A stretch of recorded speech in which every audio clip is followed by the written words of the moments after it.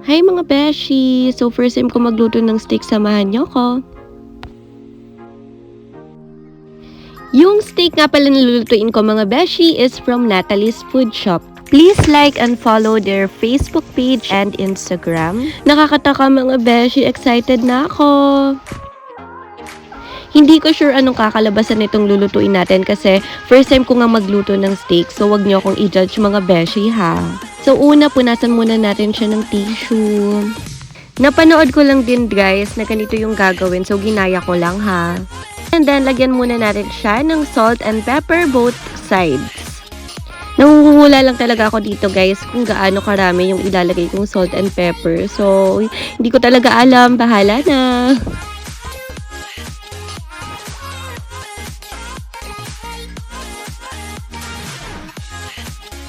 And then, open na natin yung induction cooker. Next naman guys is nilagyan ko na ng olive oil yung cooking pan. And then, hinimay-himay na natin yung garlic. After that, lagay na natin yung steak sa cooking pan. And then guys, hintayin lang natin na maging golden brown each side ng steak. After that guys, lagay na natin yung butter. And of course, yung garlic. And next naman guys is yung thyme. After that guys, lagyan lang natin ng butter yung ibabaw ng steak.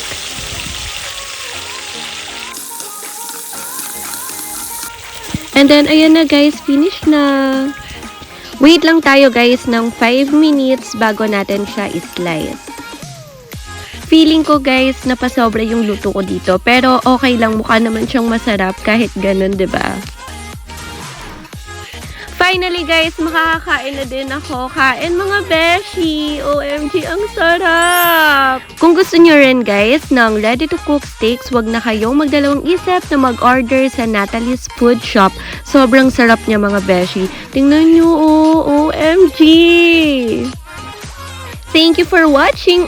Mwah!